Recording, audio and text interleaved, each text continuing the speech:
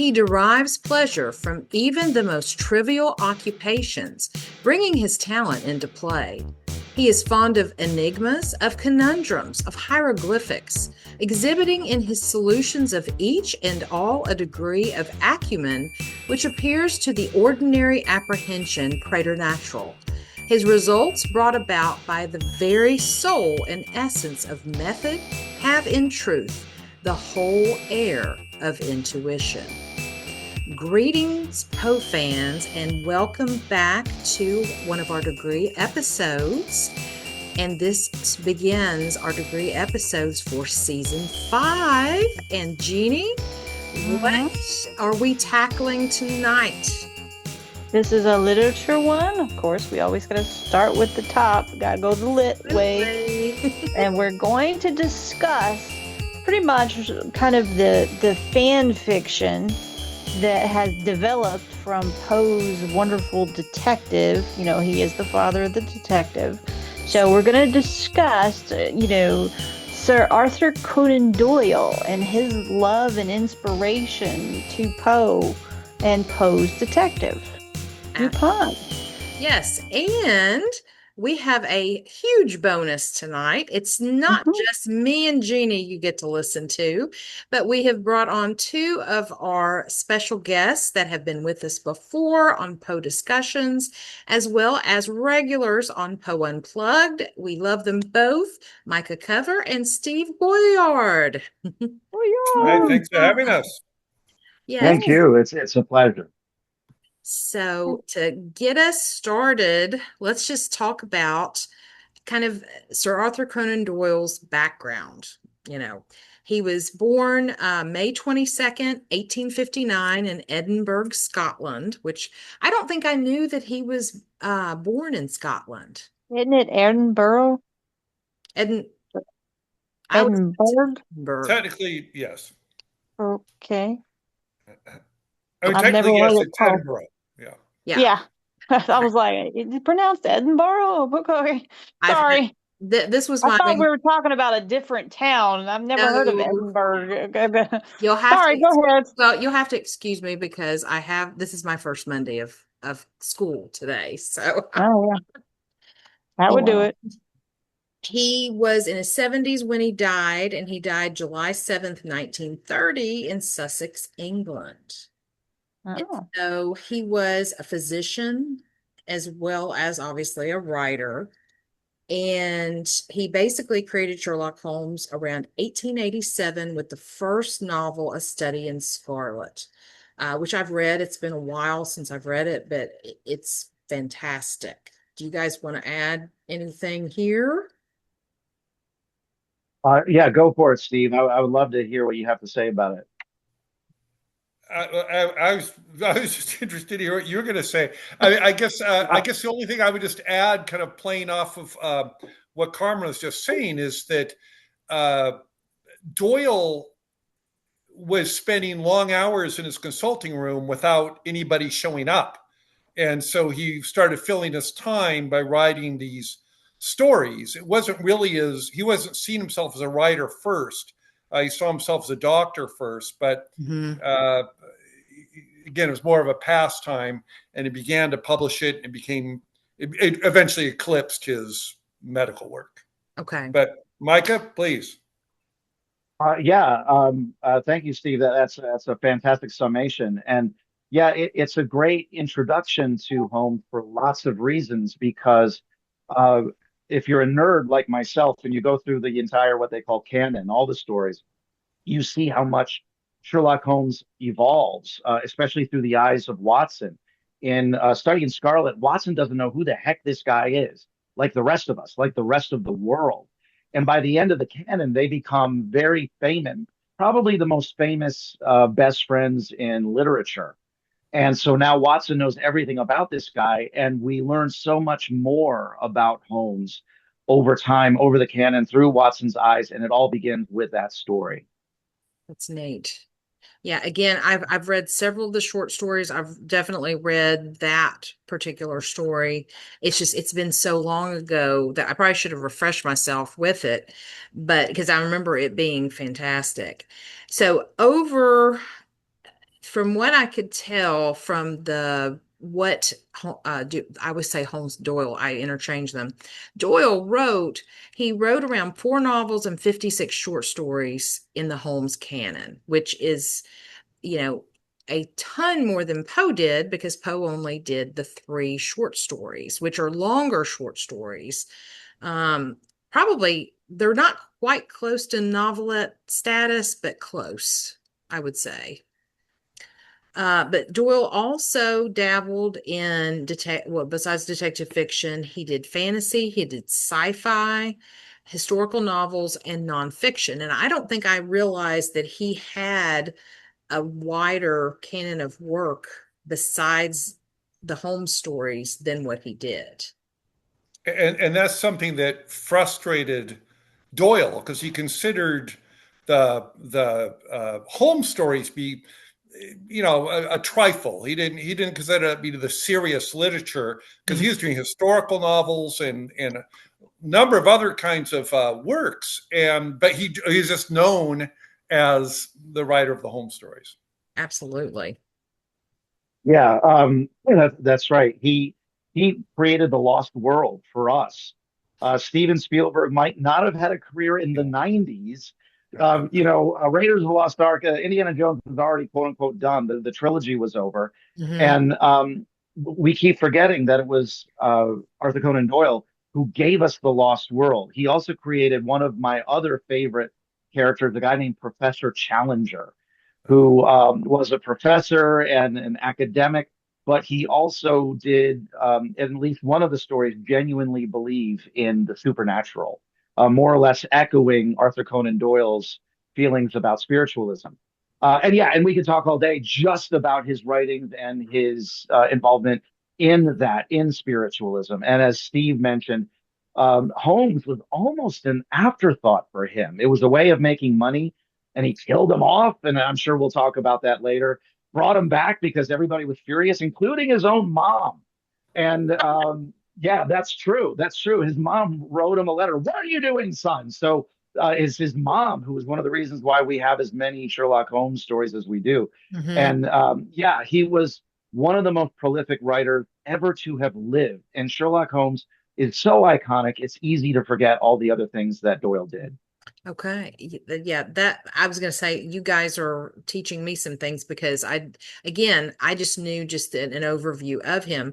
And so I was going to say, Micah, since you brought up the spiritualism part of it, I did read that in 1920, he met Harry Houdini because of spiritualism. So do you guys have information on that? Because I was very curious about that. Yeah, yeah. Take it away, Steve. Well, the only I contribute is, Houdini was well known for trying to expose frauds. Mhm. That was one of his main things. As a Yeah. guy who was doing all of this stage work, he nothing would upset him more than people that were taking advantage of people through fraud, and so he would expose spiritualist frauds. And what's so interesting to me, and probably to many other people, is Doyle was so credulous about spiritualism and the most ham-handed frauds Doyle would fall for and think that they were legit. And this is the man who created the Sherlock Holmes character, who was this rational, calculating machine. Hmm. So there's really just this, I think, kind of contrast between the Holmes that Doyle created and his own kind of gullibility when it comes to spiritualism. But Micah, please. Yeah, gullibility is a fantastic way of describing him because, as you say, he created the most uh, logical literary figure in history. And yet, at the same time, a couple of young girls cut out some photos out of a magazine, said they were fairies, and Doyle bought it. He Yeah. said, aha, finally photographing it. Yeah, the Cottingley fairies. They even made a movie about it with Harvey Keitel. And a couple of young girls said, yeah, yeah, these are fairies. We took photos, and Doyle bought it. And Houdini was like, I don't know about this. And that really summed up their, I hesitate to say friendship because they became bitter enemies at the end. Oh, wow. One of the straws that broke the Casper's back, if you don't mind mixing my metaphors, I is love it. when yeah, yeah, someone should put that in one of the bios. But anyway, so Doyle invites Harry Houdini to a séance with Doyle's wife, a woman named Jean Leckie, and Jean Leckie conducts the séance and says, "We're going to attempt to contact your mom." And she does, and she does something called automatic writing. You've probably seen this in movies and Mhm. such, where the medium is overcome by the spirit and starts writing frantically on a pad of paper. And after the seance, everybody sifts through the pages, try to figure out what was it the spirit was saying. And Jean Leckie insisted that these written messages were from Harry Houdini's mom. And apparently, at first, Houdini was so excited that he thought, "Oh my God, finally my mom has spoken to me. This is wonderful." And then it didn't take Houdini long to look over these pages, and this is still so controversial. People still debate what the heck was going on here, but this is essentially what it was. It was written in English, and Houdini said, "My mom didn't know English. She spoke German. She was also Jewish, probably knew Yiddish, didn't know any English." And Jean Leckie said, "Oh, she converted in heaven." Apparently, that's one of the things that Houdini's mom did was convert. And then he said, "Yeah, but there's a cross on the top of one of the pages. Like I said, my mom's Jewish, and yeah. So it was she converted, and it was also in English." And so not only did she convert to Christianity, she also took community college courses to learn the extra language. So she converted to Judaism, learned English at community college in the clouds, and then Houdini also said, "Oh, by the way, it's a birthday in the family. Why did mom not mention that?" And Jean Leckie says, "Well, she's kind of busy. She is dead. Taking all those classes at community college in the sky and converting to a completely different religion." So, and apparently they were already separating as friends, but that was the thing. And as Steve said, Houdini was sick of these spiritualists taking advantage of people in mourning. And Houdini realized, "Oh my God, that's me right now." Mhm. And that was one of the things that caused this irreparable rift between them. And then they became bitter enemies. But yeah, so Houdini's mom got a lot done. When I die, I hope I can get that much done in a day as a ghost. Yes. Yeah, so, yeah, yeah. Take all those classes Well, that you always wanted to. Well, my thing Yeah. is if she's dead, why does she need to take community classes? Yeah. So Because that she could learn English, because you got to have enough credits in order to attend a séance.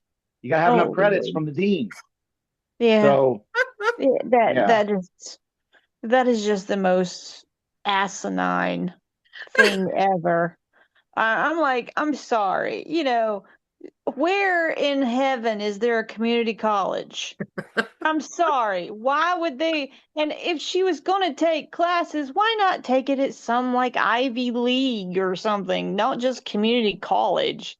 I mean, come on. You're in heaven. Go pick something that's really up there. Go to Columbia or go to Brown or Penn or, Princeton. Pick something. Harvard, maybe. I don't know. But community college? And why would she want to learn English? If she was German and she was Jewish, to beat it all, Yeah. why would she convert when she got to heaven?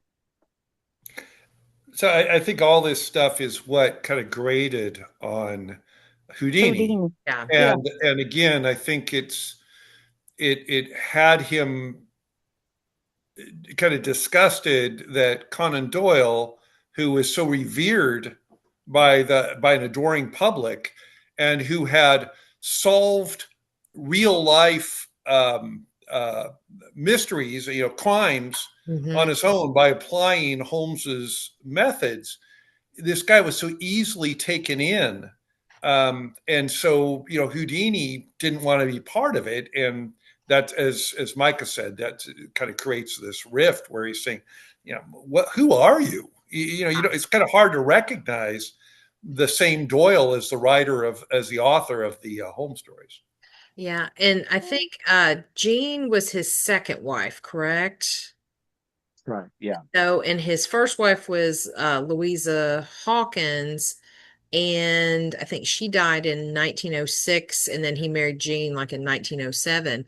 So, were the two women different? And I wonder if Jean maybe was more influential about the spiritualism than the previous Mrs. Doyle or Conan Doyle. You kind of wonder. Yeah. That's pretty interesting. Take it away, Steve. I want to hear what you have to say about Oh, no, this. no, I couldn't opine on that. I'm looking to you. Oh, okay, okay. I'm just Well, pondering. anyway, I'm just pondering. yeah.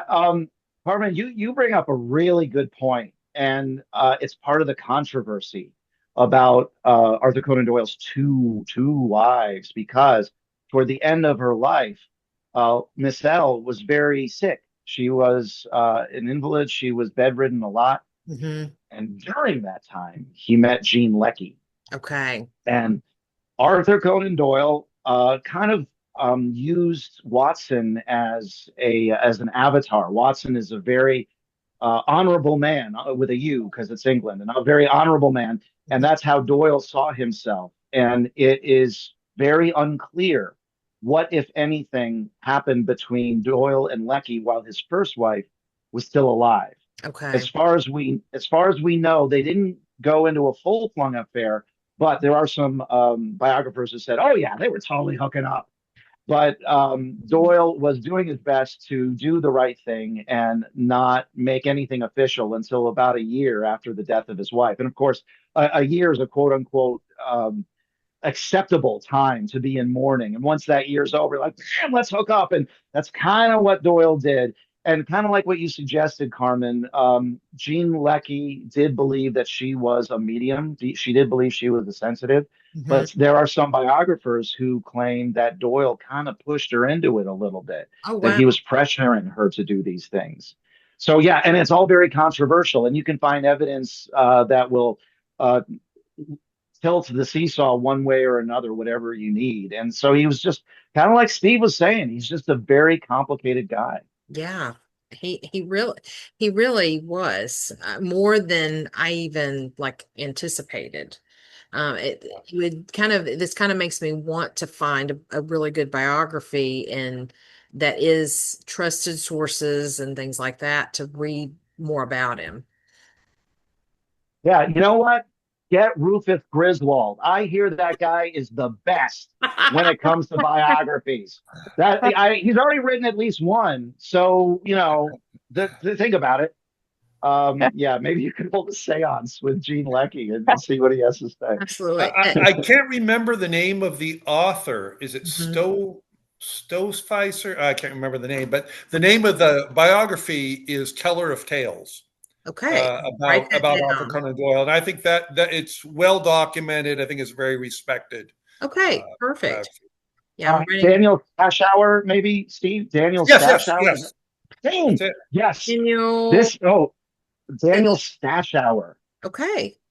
Yeah, and Steve's right. A lot of people consider that kind of the biography Bible for Doyle. And fun fact, Daniel Stashower wrote one of the best pastiches of Sherlock Holmes meets Harry Houdini ever. It was one of the first pastiches I ever read. And I was like, no way, you can't do that. And he did. And it was brilliant. So if you ever have time, take a look at it. Definitely. So, yes, I wrote that down, and I have a to be read list that it may take me until I'm a Keeps getting longer and longer. yes. Yeah, right? Yeah, you don't have enough to read. I know it. I know it. Take So, it into the mausoleum with you, and that's why you have something to do. yeah, that's what I'll There be you go. doing. Yeah. Hey, I'm if gone. somebody can, go to community college in heaven, you can read after you're Yeah, dead. yeah, that's great. I'll just take them with me or Exactly. a heavenly Kindle or something. There you go. Okay, so let's now we kind of did kind of an overview of Doyle, and he died again in 1930, leaving a huge legacy for so many pop culture references, movies, fan fiction, everything you can name. And some of the iterations where, they've made Watson a female character and, like through the show Elementary and those kinds of things. And so it's just, it's his detective is more popular than Poe's, who created it. But when you really look at the two detectives, and Poe was a huge inspiration for Doyle. He totally admits that, he based, Holmes on Dupin, and Dupin being French. And he even used locked room mysteries. A lot of the characteristics about the two, they were both analytical, they were logical, they were observers. They, used deduction, and, Dupin, said more ratiocination, but it's the same thing. And they both had their sidekick. And I wish Poe would have given that unnamed narrator a name. That would have made my day. But, you know, then the bumbling police. And so it's basically Holmes took Doyle took Poe's formula and ran with it. And, obviously creating some new styles of mysteries that Poe did not, that are fantastic. And so, you kind of want to say, do you feel like it was a copycat? What are your thoughts on all this? Because I love both. I love both. Like, if I've been trying to watch all the Basil Rathbone Sherlock Oh Holmes yeah. movies. They're fun. And I started in order, and I think I've watched 3. I love Sherlock Holmes. Love Dupin. So just thoughts on that, because they are so much alike. Little different, but the formula is the same. Well, I see the Jeannie. I was just going to say that, well, from what we've already, discussed, is that Doyle didn't really think of his Sherlock Holmes as being his bread and butter, so to speak. Yeah. He thought it was just a quick, and I think that says more than anything how he was mimicking Poe, because we all know that Dupin was pretty much just a serial in a newspaper of stories. Mhm. He did not mean them, or magazines. Was it a magazine or whatever? Magazine. A periodical. We'll just say a Yeah, periodical. there you go. Uh, and it was not meant to be something that he was going to go forward with. It wasn't a character that showed up in any other stories or anything. It was something that he just created kind of off the cuff. So if you look at it that way, do you think that maybe Doyle was going along the same lines with creating Sherlock Holmes to just be a quick, here he is, and that's why he killed him off? Because he was like, meh, I don't mean for him to be my sole provider, so to speak. Yeah. He's just something I want to create, and I want to show my homage to Poe. So it is I mean, something to I think complicate. it's almost certain that Doyle didn't when he first wrote Study in Scarlet, which, as you say, these are Mm-hmm. serialized uh, stories. Mm-hmm. When he first wrote Study in Scarlet, I don't think he was ever envisioning that we had him end up doing 60 stories. Right. That was not his starting point. It was just kind of getting through a kind of a rough patch. But to get back to the earlier point about, to what extent is Holmes standing on the shoulders of Dupin? I mean, yes, Poe kind of created this genre of the armchair detective. But I think it's fair to say, and Micah made a very good point, that you're talking about the first the first Holmes story or the last one? Because there's huge changes over these decades. Mhm. But the Holmes character is, is so much more active. He's not just a armchair detective. He's actually out at the sites. He's got his magnifying glass. He's laying on the floor. He's in person. He's putting on disguises. So he's a much more active. And in fact, it's probably Holmes's brother, Mycroft, who's more of the Dupin character, right? Because he's the one Right. who's seen as too lazy to actually get out of his chair, and just kind of throws his hints and clues to Holmes. So again, it seems to me that Holmes starts from Poe's Dupin, but it becomes his own thing. I would argue, partly because Doyle was more of an adventure writer, and he wanted these things to be much more punchy, and Poe's stories are much more cerebral, as I say. There's these very long passages in The Mystery of Marie Roget or the other Dupin stories that just go on and on and on without a word of dialogue or without an action happening. But that's my opinion. No, that's a very good point. The cerebral, definitely, especially with Marie Roget. I like that story. It's not my favorite one, but it, it's yes, it's long and it's difficult to read sometimes. Yeah. Yeah. Well, it's not complete. That's part of Oh the yeah. problem. Yeah, I'm sorry, Micah. I was just No, no, going to no. say Oh, that go ahead. the story of Marie Roget is because he based it on a real life crime and he was using the reality of what's going on in the crime to put in the story, that's what makes it so droll in certain areas because it's like reading just the facts on a newspaper, Mhm. things that people have recounted or just supposition or something like that. It's like reading a true crime report, not actually the creation of a documentary of the true crime.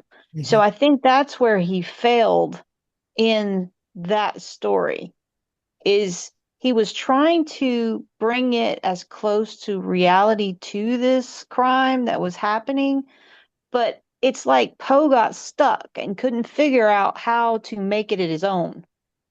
He's like, "Oh, I don't know what I'm doing. I'm like a mix of a reporter and a writer and an armchair detective. So, but I'm stuck. I don't know where to go."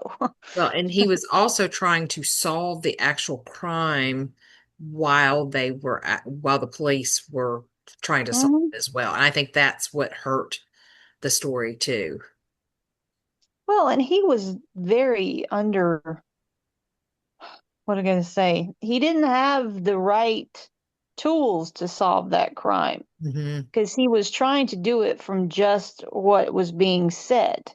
His But he didn't armchair. have, yeah, from his armchair detective, you can't really solve the crime without knowing all the things of the crime, seeing the crime, and some things about detectives, they probably didn't tell him everything, and especially didn't tell the newspapers everything, because Right. they don't. They always hold something back. Mhm. So, in that, I agree. Out of the three Dupines, it is not, to me, a Dupine story. It's more of a bad retelling of a newspaper article. Mhm. I can't. I mean, I'd rather go and read about the real case of Mary Rogers than I would read Poe's about Marie Roget. That's sad to say because to me, it's not a story. It is an incomplete thought that Poe has made. So, Yeah. Micah, what were you going to say? Go ahead. Mhm. You're right. It's no words with a mummy. So I completely No. understand. No, I gotta say, Steve, you have read my mind, sir. There was a speaker on the 6 Degrees of Poe Zoom meeting who said that not only did did Poe, and specifically the story of Marie Roget, help create Sherlock Holmes? It helped create Mycroft Holmes, the armchair detective. Yeah. Gil, that was me. That's right. I forgot. I was the one who said that. Steve, you have read my Oh, mind, sir. I'm sorry to steal And, your words. you know, I knew it came dude, from an authoritative source. that's right. You were quoting me, dude. You're reading my mind. I need this gig. I don't need the competition, Steve. Stop That's reading right. my mind. But anyway, the point is, I love it. I love this. And Jeannie, I understand everything you're saying. Yeah, it's very dry, as you mentioned earlier, because it's just reading a police report. But in a way, Poe created the armchair detective, which not only helped create Sherlock Holmes because he solved a lot of his stuff in his mind, sitting in his armchair. As Steve said, he's a very active guy, and that's what Doyle wanted. But at the same time, he was so brilliant, and he even bragged about this. I can solve a lot of mysteries just from our little room in 221B Baker Street. Yeah. On top of that, the another fan theory is that Nero Wolfe, probably the most famous quote unquote current armchair detective, is the son of Sherlock Holmes and Irene Adler. And again, we would not have this trope without Poe, and especially without Marie Roget. So I just love the parallel, even though it is a dry police report. You're absolutely right, Jeannie. Mhm. And the other thing I'll say, and I want to make sure I say this before I forget, C. Auguste Dupin has the same initials as Arthur Conan Doyle. Coincidence? I think not. Anyway, yeah, this is true. It's the same initials. Yes. Yes. It's the same initials. Yeah. Yes. So yeah, as much as you mentioned, Marie Roget is probably the weakest of the three. At the same time, it also helped launch an entirely new way of looking at detective work, at least in literature. Absolutely. I guess one other thing that we probably ought to acknowledge here is in Doyle's stories, Sherlock Holmes explicitly acknowledges Poe's stories and acknowledges Dupin. Mhm. And in fact, Sherlock Holmes disparages Dupin and says, and I'll read a quote, that he was a very inferior fellow, very showy and superficial, had some analytical genius, no doubt, but he was by no means such a phenomenon as Poe appeared to imagine. And what's interesting is, then Holmes goes on in a later story in, I think, the Cardboard Box, Micah, is that right? In the Cardboard Box. Yes. To The Adventure of the Dancing Men.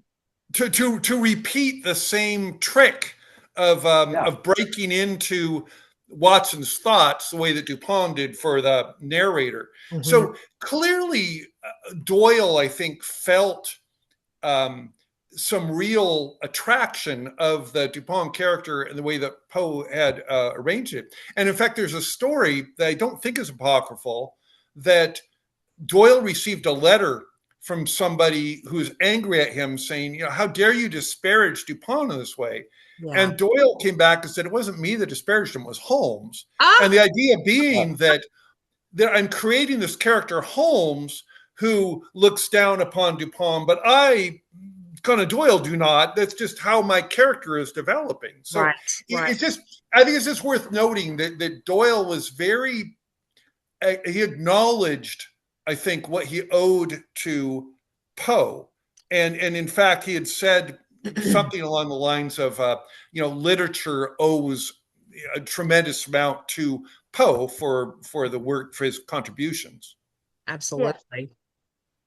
Yeah, and that's absolutely right. He does the trick 2 more times after saying, "Oh, that Dupin guy's an idiot," and then he keeps doing the Dupin. He keeps quoting Dupin. You're absolutely right, Steve. Yeah. And he solves at least 2 cryptograms. I'm trying to think of another writer from his past who was famous for cryptogram. It eludes me. Maybe Rufus Griswold. But anyway, the point is, yes. You're absolutely right, Steve. Doyle owed so much to Poe, even when his Sherlock Holmes claimed not to.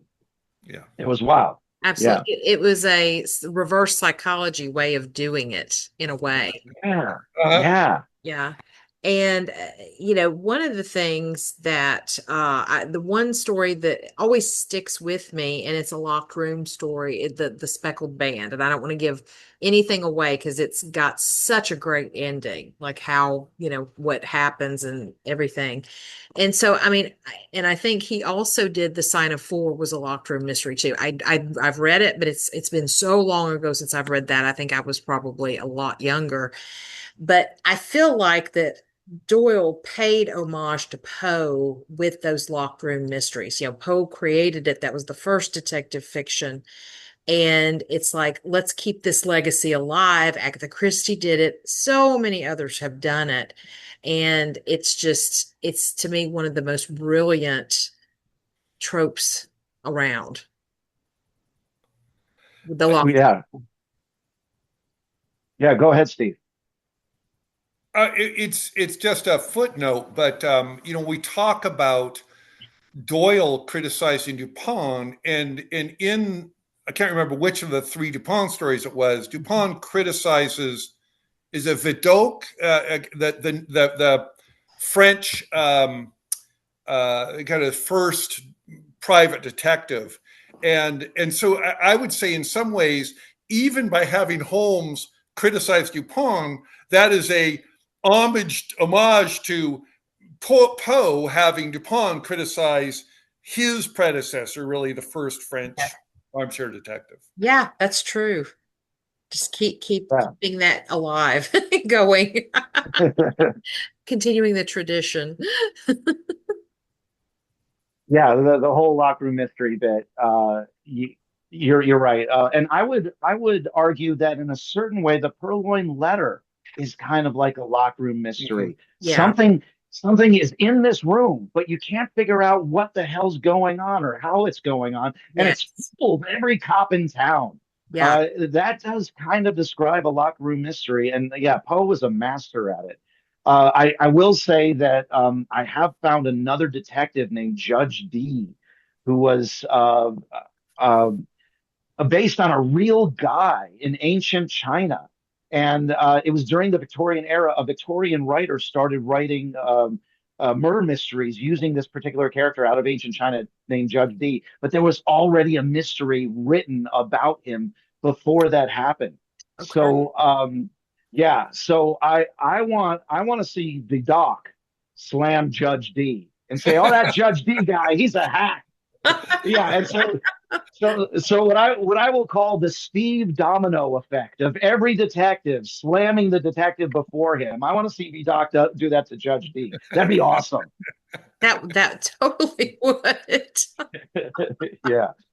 Yeah, I'm actually watching Monk right now for the first time Oh yeah. through. I think we're in the next to last season, and to me, he's such a combination of so many different detectives put together. I mean, there's a little Dupin, there's a little Holmes, there's a little Poirot. I mean, just and I love his style. I didn't know if I was going to like him or not, but I mean, I don't want the series to end. It's fantastic.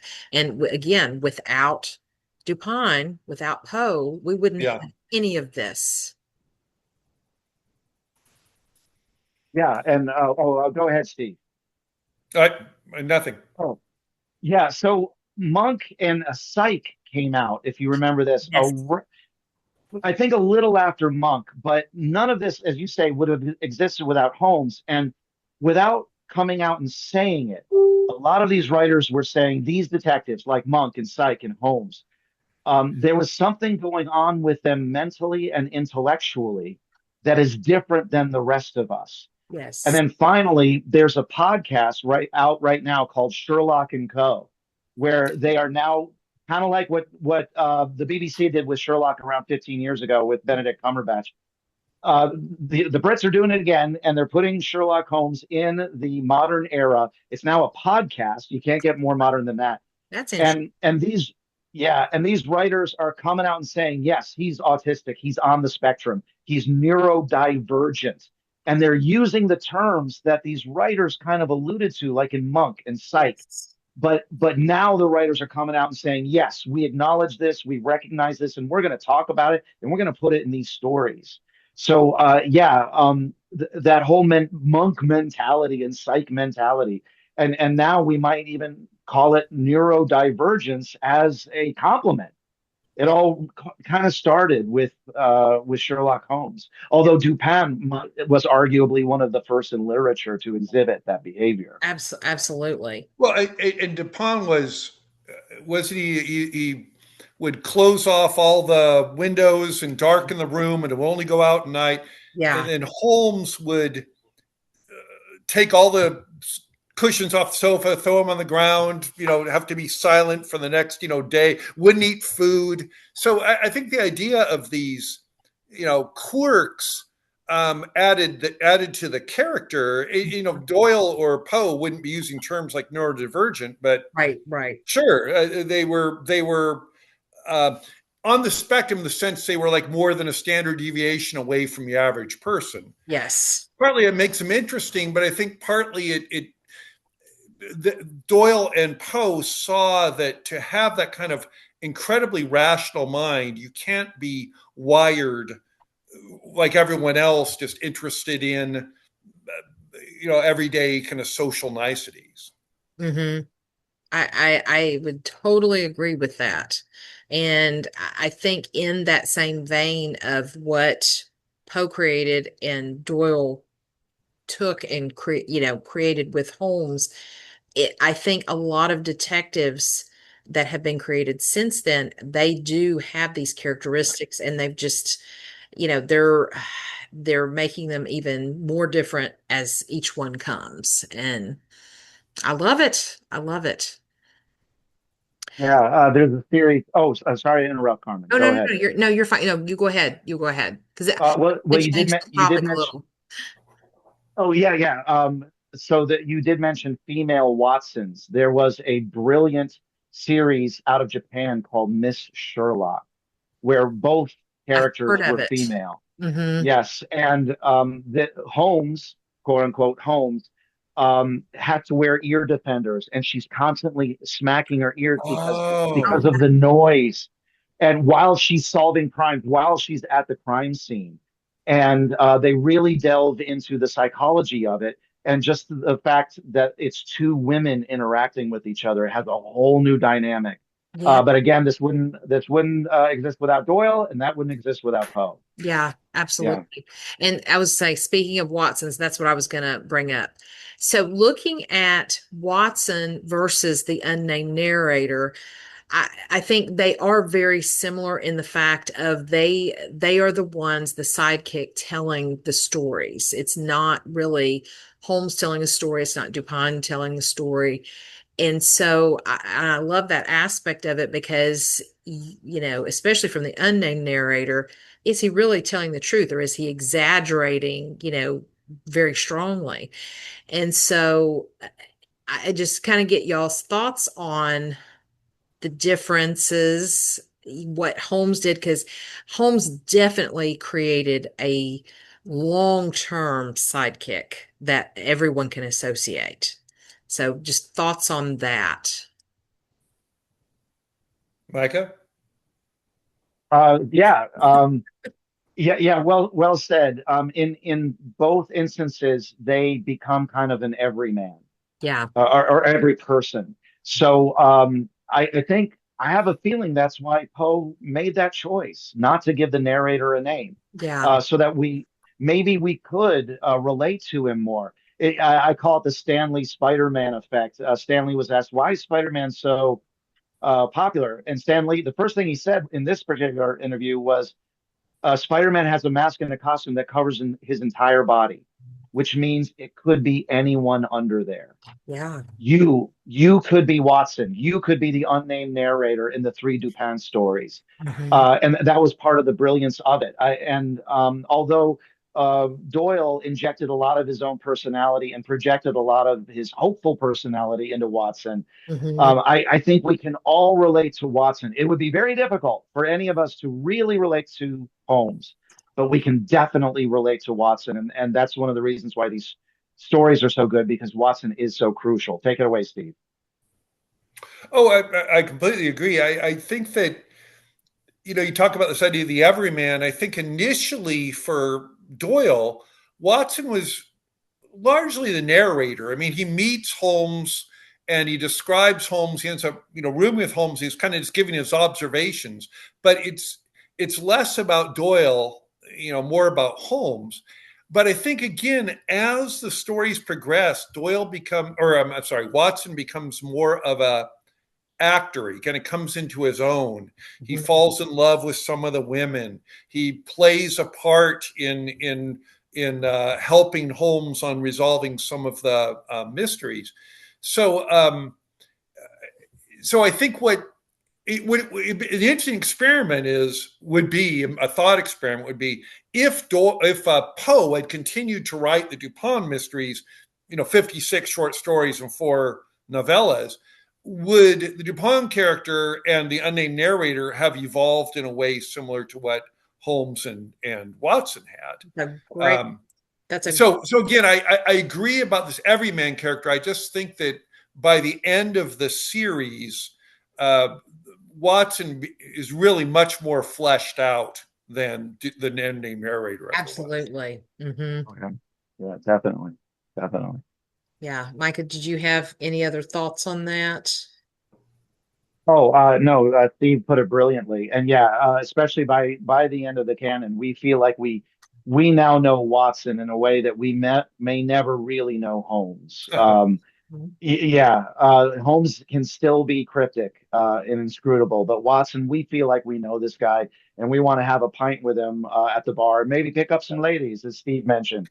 Yeah, this is very relatable, and I don't think Dupin, as brilliant, he's wonderful and brilliant. I don't think he's that relatable, and the narrator helped that out. Yeah. Absolutely. And so, Micah, this is a great time if you would like to tell us about your play based on Yes. Watson. Yeah. It kind of goes back a little bit to a few of the things that Steve was saying. And there's something that we all play, and I know Steve is familiar with this. It's called the Great Game. And the idea is, what if all of this is true? What if Arthur Conan Doyle was simply the literary agent for a real doctor named Dr. Watson, who Mhm. was the real roommate of this brilliant detective named Sherlock Holmes? Mhm. And if you play the game, you'll notice all these weird inconsistencies. And kind of like what Steve was talking about, why does he slam Dupin and then pulls the Dupin in at least 2 other stories? And why are all these weird chronology inconsistencies? And so I played the game, and the play I wrote called here's the image of it.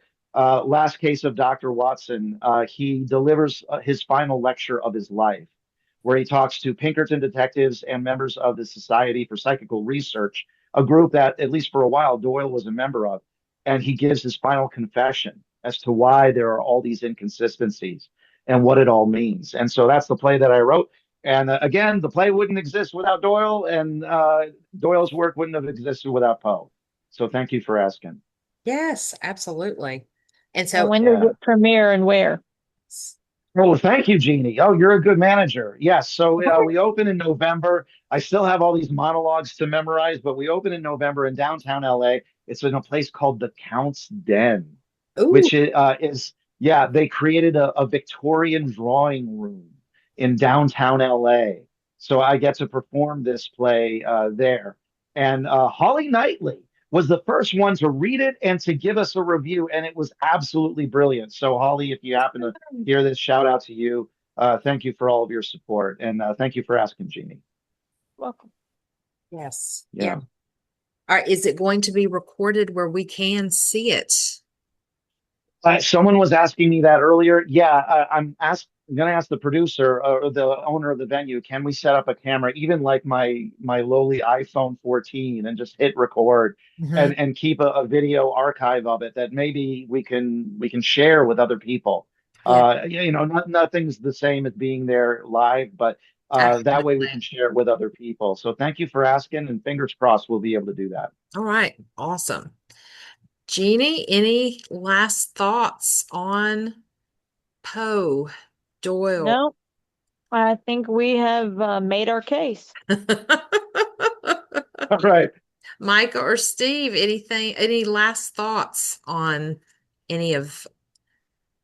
Not to be churlish, but it's notable to me. It stood out to me because I reread a study in Scarlet the other day in preparation for this. And in that story, Doyle misspells Edgar Allan Poe's name. He spells Allen in this Wow. story. So I mean, if for nothing else, that's your little piece of trivia that you can use at your next trivia night at your local pub. Yeah. But for somebody who admired Poe so much, is a little sloppy. So that's all I got. Oh, that's so interesting. Absolutely. And That's interesting. Micah, I was going to tell you, Yeah. like, because you brought up Rufus Griswold in, jest and everything. When Jean Yeah. and I talk about him, we do the Seinfeld way of Newman. It's Rufus or Griswold. Right. Right. Yeah. You just imagine him bursting through your apartment door and you're like, Lucas Griswold. Yeah. Yes. Yeah. That's very Seinfeld. Very nice. Yeah. Oh, one last thing I wanted to tell you guys, and this is Yeah. going to sound weird, but there's a method to my madness. You guys have been kind enough to let me be on your show and listen to me. But one thing I keep forgetting to mention that I need to mention. Okay, so stay with me here. Okay. Stay with me. I'm going to walk you through this. Okay. All right. My mom has a half sister, my half aunt. My half aunt split with her husband, my ex half uncle by marriage. My ex half uncle by marriage has a sister. My ex half uncle by marriage's sister was married to John Guare, the playwright who wrote the play 6 Degrees of Separation. You know me. You now are exactly 6 degrees away from the guy who coined the term 6 degrees of separation. You're welcome. Get to know That me. is awesome. Yes. I love it. I love it. Isn't that funny? Woohoo! Yeah, I was in his apartment one day looking at all his books, and I thought, wait a minute, I'm related to this guy. How far am I related?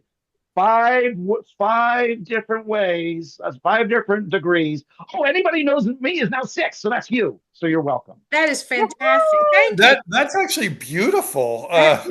Thank you, Oh, Steve. synergy And as Micah, best. I thought you were launching into a I'm my own grandpa kind of story. It's not. Right. No, that would be Right. my story, not his. So yeah, Fair enough. true, Fair Jean. enough. my neck of the woods. But yeah, Yeah, I was going to say the only other time I've, kind of heard about that gentleman is from someone I met at, it was a tiki event, and it's this couple that own a record company, a record producing company, and they are friends with someone that knows him. And so, because they were like, maybe we could ask him to come on your show. And I was like, oh, that's great. And we just haven't worked that out. But now that we are 6 degrees from him. Please, 6 degrees.